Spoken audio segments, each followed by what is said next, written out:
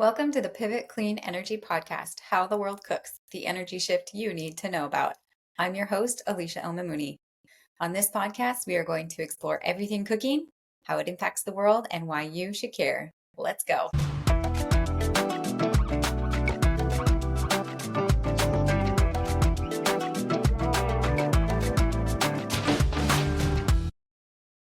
Hagan Rose grew up surrounded by agriculture, starting out in a small farm community in central Kentucky, and began his career in biofuels 16 years ago when he joined Eco Energy in 2007.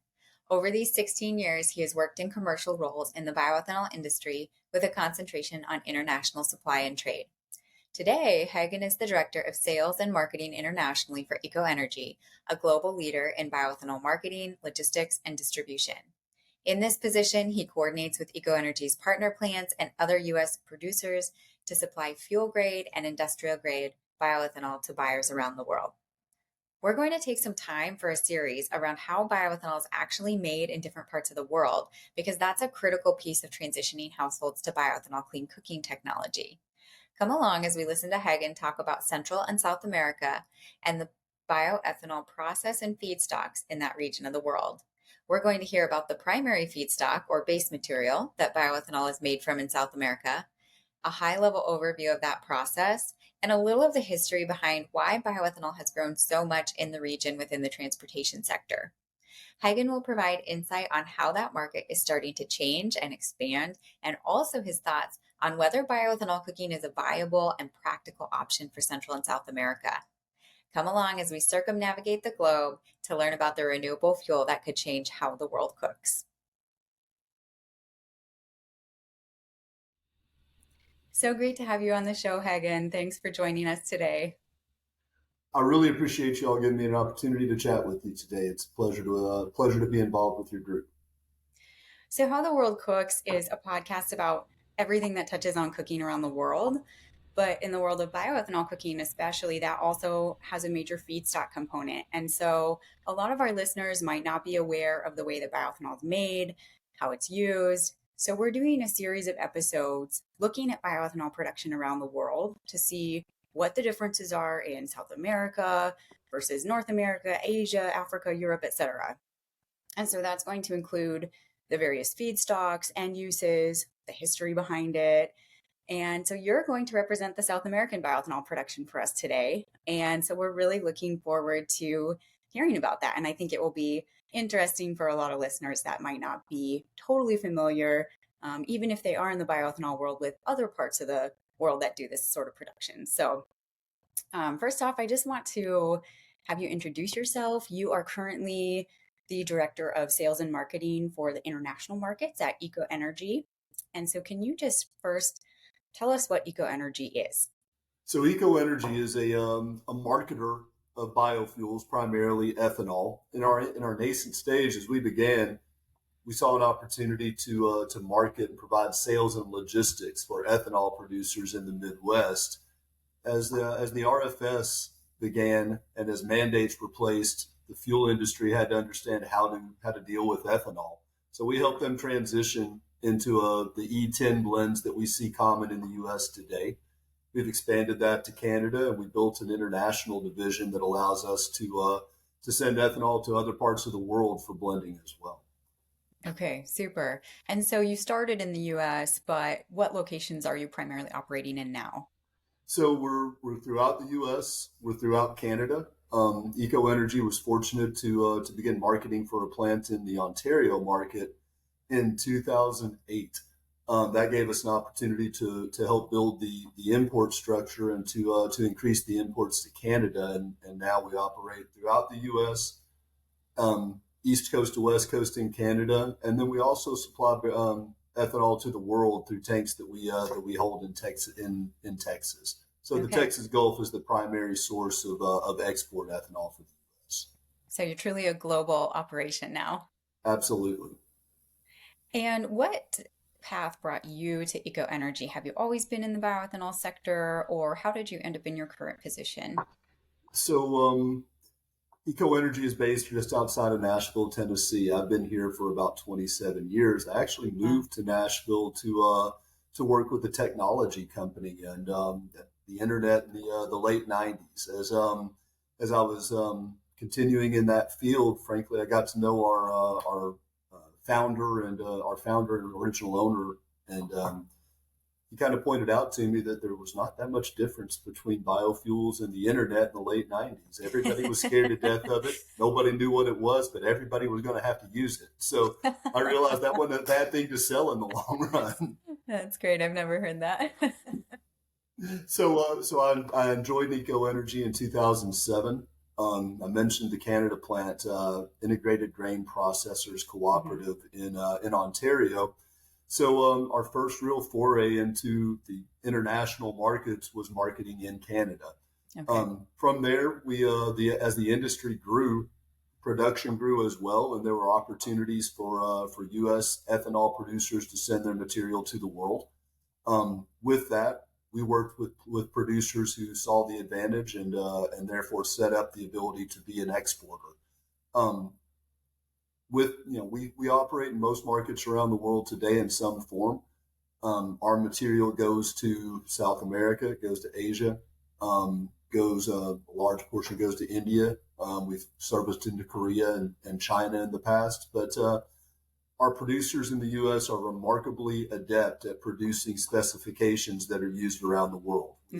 We have a very a sophisticated kit for the industry, and we're able to supply those barrels to various markets. So Eco Energy began engaging in that around that same time, around 2009, 2010, and have continued to grow that footprint since.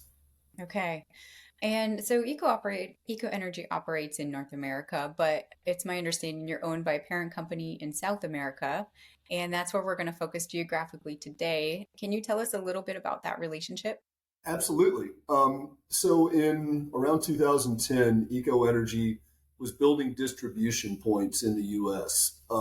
Ethanol is produced in the Midwest of the U.S. The populations are more toward the coasts, and the refiners and blenders of gasoline, as ethanol became important to their supply, really didn't have a good way to move that material into the fuel system. So Eco Energy built and developed terminals to land ethanol on the coast, and then put it into make it available for the blenders. Hmm. That's an expensive proposition, and it was an opportunity for us to do a capital raise. We looked in the market, and the opportunity arose to work with a group out of Brazil, Copersucar. Copersucar made an investment in Eco. Um, Between the two companies, we became the largest handle for ethanol, the largest marketer of ethanol in the world.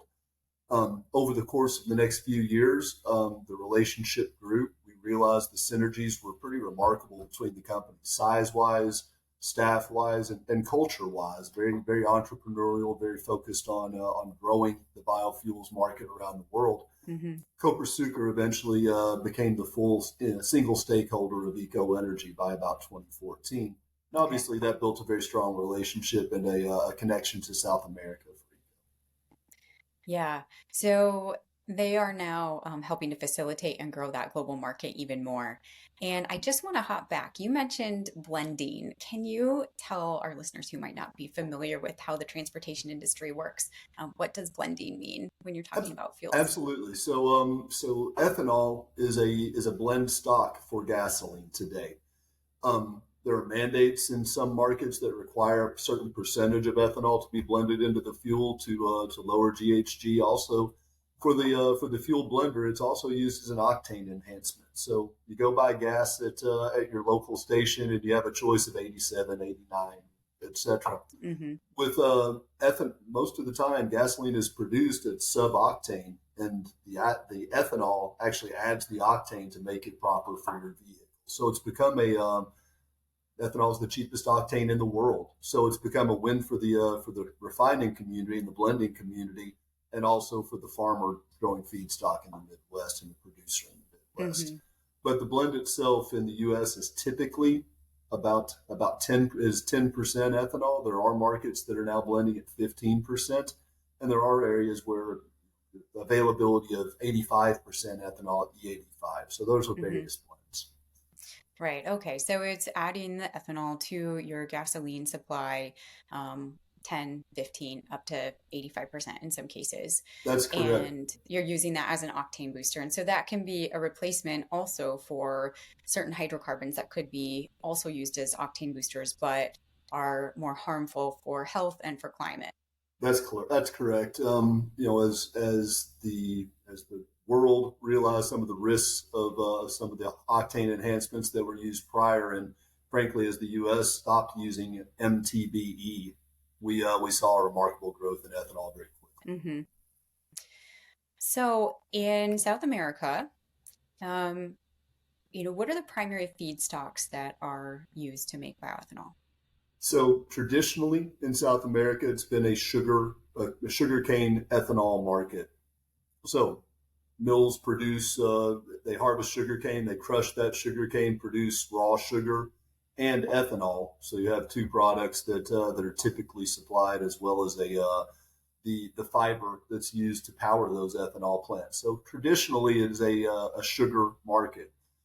Over the Okay. last 10 to 15 years, Brazil, of course, the largest producer of ethanol in South America, has now grown a corn ethanol industry very similar to what we have in the Midwest of the U.S., frankly, with the Okay. same technology, the same type of plants, and the same ethanol and DDGs, distillers' grains, livestock feed as the two primary products. So Hmm. that's become a very big growth point in the Brazilian market, and has frankly changed a bit of that the landscape for the Brazilian. Sure. Yeah, and for those who are unfamiliar with how bioethanol is even produced, can you give a really high level description of how that process works? It's frankly it's a story as old as time. Um, from Egypt and China, 7,000 BC, we've now found alcohol, beverage alcohol. Yep. There's no real difference. I'm originally from Kentucky, so Okay. the Familiar with the guy stills. I'm familiar with the backwoods stills and the bourbon distilleries. Uh-huh. There's really no difference other than scale in how this is produced and the level of impurity that you leave in the material. So, Okay. an ethanol plant simply takes the starch from a grain in the U.S., or the sugar directly from the cane in Brazil, produces that with uses enzymes to produce alcohol. Distillation allows you to greatly strengthen the proof of that alcohol to make it feasible to use in vehicles, or to make it available for beverage grade or pharmaceutical grades, or other inputs or feedstocks for chemicals. So Hmm. very simply, you break down the starch, extract the sugar, or in the case of Brazil, use that sugar to produce an alcohol, and then purify that alcohol to a point where the octane level, where the energy level is sufficient to be able to operate. Hmm. Okay, so it's basically just what we would associate, you go to the grocery store, you see alcohol for sale. It's just a much higher distilled version of what we're using for transportation Absolutely, or other uses. yeah. Pretty simple process. Again, we do it in a lot of different methods for a lot of different reasons, but it's really the scale that changes when you're doing it for fuel. You're Hmm. looking to make a whole lot. It doesn't have to be quite as clean as what we make up in Kentucky. Sure.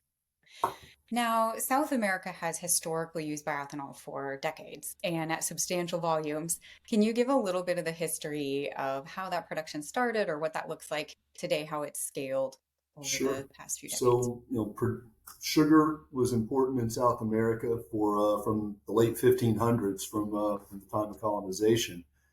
By by the 1800s, the first combustion engines actually ran on ethanol, both in the Mm, U.S. and Brazil. Um, as the as the petroleum industry developed, we switched focus for quite a while, but as we reached a point of concern for energy, as we hit the energy crisis in the 70s, Brazil was a very quick mover. The Pro Alcohol program was introduced, encouraging the use of ethanol for energy security in the mid 1970s. So from the 1970s forward, sugar production increased, ethanol production increased, and they are able to separate themselves from the remarkable import costs of mm. hydrocarbon fuel. This continued throughout the 70s, 80s, and 90s, and now is growing again with the advent of corn ethanol in the market. And so the end uses for bioethanol in South America are primarily going into transportation. Is that correct? Certainly, but for as we mentioned before, alcohol has a lot of different uses. Ethanol has a lot of purposes around the globe. Certainly, cooking stoves is a great use for this product, but also pharmaceuticals, chemicals. We mentioned the beverage grades before. So there are multiple uses, solvent uses as well. So the product is used and produced or as a feedstock for various uses in industry. So then they're using a lot of it in country. How much of that is actually exported as well? So in South America, the vast majority does stay in the local markets, in the domestic markets. Okay. There are some instances where there's export. Peru has some tax advantage to go to Europe. Central American countries have some similar duty benefit and export to go to other markets.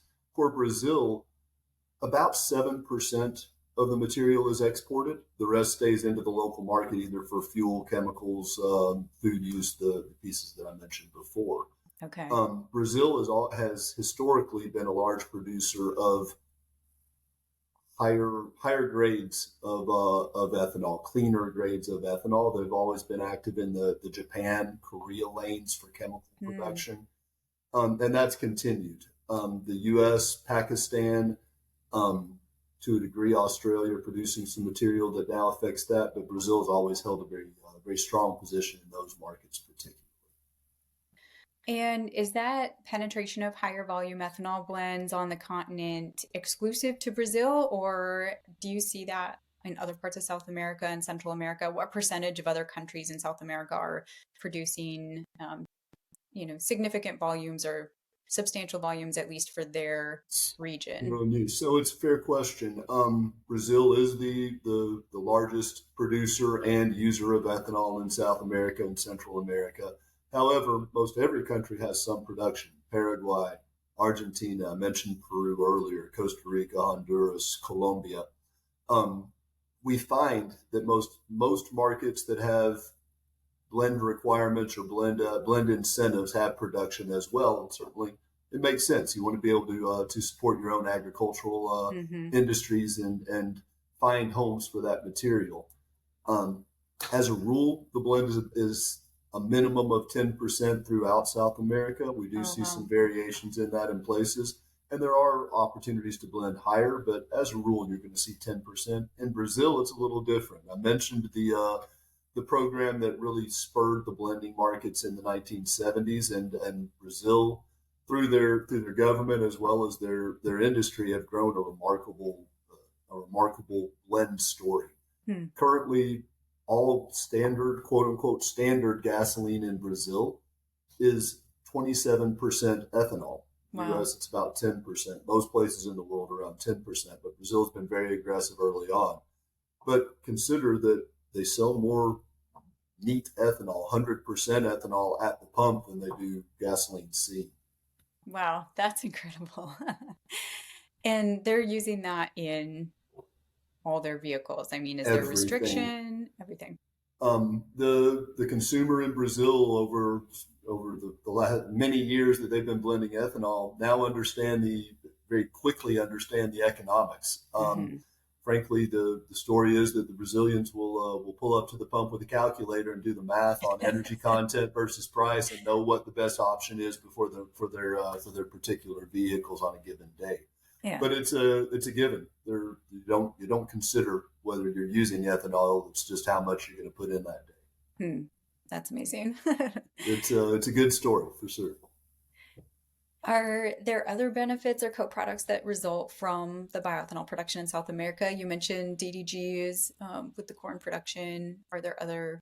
So I think that's one of the important parts of the fuel ethanol story is that we've heard for 20 years now about food versus fuel. Our industry actually is a food and fuel industry. Hmm. I say this for both Brazil and the U.S. In the U.S., I mentioned we provide alcohol for as ethanol for fuel blending, but we also produce the distillers' grains, the animal feeds that are used. The U.S., the world is short protein, short sugar, long starch, Hmm. long material. So being able to find ways to produce both sides provides a benefit on in all cases. In Brazil specifically, an ethanol a sugar mill will take cane, crush that cane, use the material that comes out, the juice that comes out for both raw sugar and ethanol production. And frankly, they can dial in the volume between sugar and ethanol to maximize the profit or the margin for that particular facility. Mm. They also produce a bagasse, the fibrous material that's left over from the cane, and that's used to provide power for the sugarcane mills, and also sold back to the grid. Mm. Further, that same bagasse material, the fiber of the sugarcane, is used as a fertilizer. It can be used in wood pulp, so there's nothing wasted in South American ethanol production. The material all has a benefit to the region. Wow. And so they can get cogeneration of energy from using all of the waste material from the plants after they're processed, and then you're also getting the sugar and the bioethanol from that. Yeah. And And they can then sell energy back to the grid. back to the Yeah, grid. Yeah, that's absolutely. incredible. And in a world where hydro based power country like Brazil struggling with drought and El Nino right now, Mm, the opportunity to use that bagasse is only great at this point. yeah, absolutely. And then when you look at corn, like you mentioned, you have this high protein animal feed, and the industry is getting very good at finding additional uses through CO2 and corn oil and dry ice and all of these other Precisely. additives that they can put into the market. And so that's a really positive thing that we've noticed in the industry as well.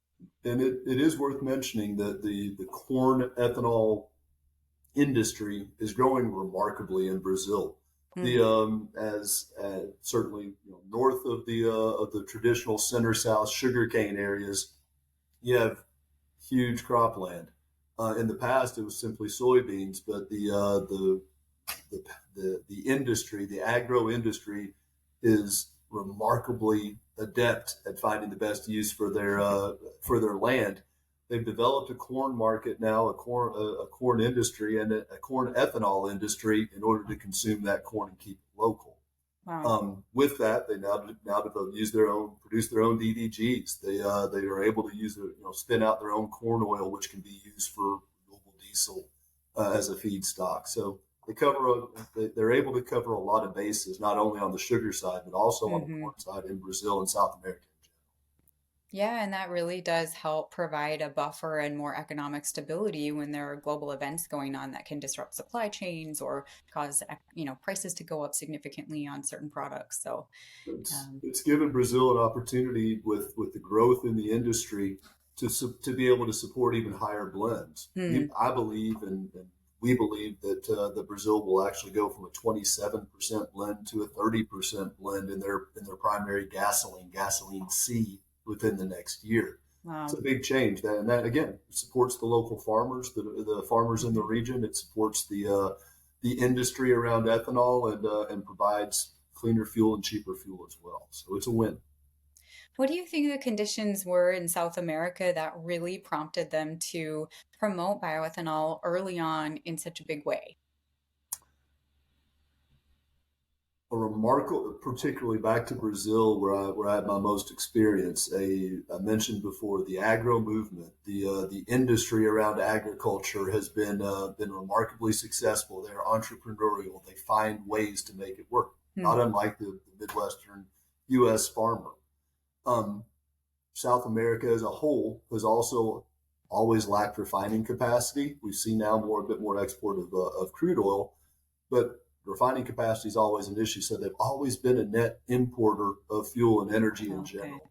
So being able to connect the two between the agriculture industry to produce more feedstock and being able to turn up more production of ethanol has been a huge win for years. They saw the opportunity to become more energy independent as Yeah. early as the 70s, and they stood by it.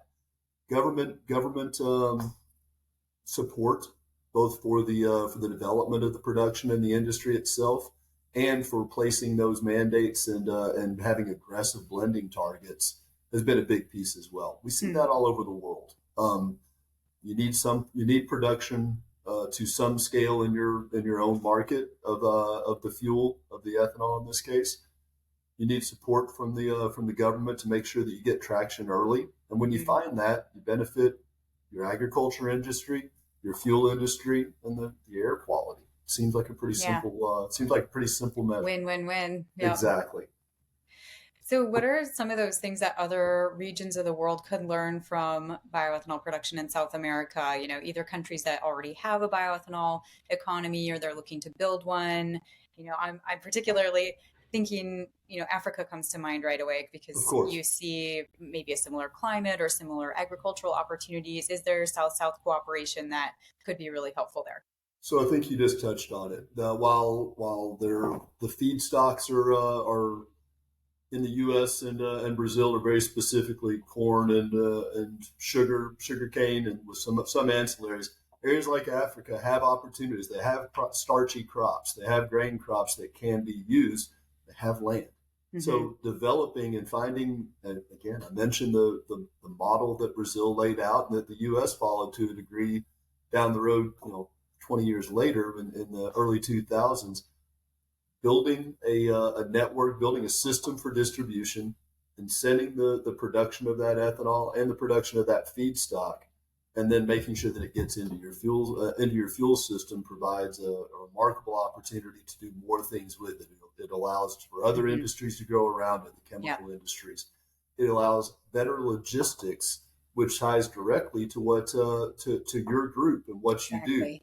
When you Exactly. find that ethanol is being used in East Africa on more scale, you have more tanks, and then you have more opportunity to land the material that is best used for use. So I Hmm. see opportunities around growth in these in South America and in Africa as we continue to see the growth of fuel ethanol. It simply dovetails itself to the ability Hmm. to improve cooking equipment and cooking fuels as well. Yeah, I'm glad you brought that up because we do see a lot of synergy between the transportation market and the cooking market. Because when you've got bioethanol in a country or it's being imported, that opens up availability and access for clean cooking operators as well. And it makes the fuel more affordable. You kind of can get a better sense of the quality. It has to meet certain international standards. And so Precisely. that provides a lot of great opportunities for cooking operators as well as they're getting started. And just the comfort level that the comfort level that is now provided to the powers that be in any particular country that ethanol is a viable material. Certainly, Right. we have issues in some parts of the world around alcohol laws and the around those pieces. As you move more fuel in, you have more opportunities to use that same feedstock and Hmm. that same material for other uses. Definitely.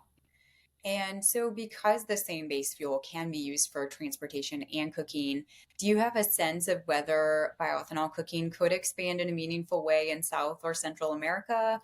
Or do you feel like they have the clean energy solutions they need and it might not really expand there? So, I'll tell you a brief story to give some color around that. Through my university, I spent a lot of time in Western South America in the mountains, and it was uncanny. I would be traveling, get hung up in a landslide, and pretty common the road get closed. But Hmm. every time it happened, within about 2 hours, there was someone set up with a cooking area and setting up shop to be able to take care of the people who are going to be sitting Hmm. there for a while. And I Yep. can still vividly remember them coming in and building their fires, their wood fires Yeah. immediately. I saw this recently again in Africa. I was recently in West Africa, and the scale of wood fired cooking is remarkable. Hmm. I think that I see that opportunity to grow with the distribution of equipment to find an opportunity to lower the risk for those who are doing that every day in home or just out on the side of the road where it gets Hmm. closed down.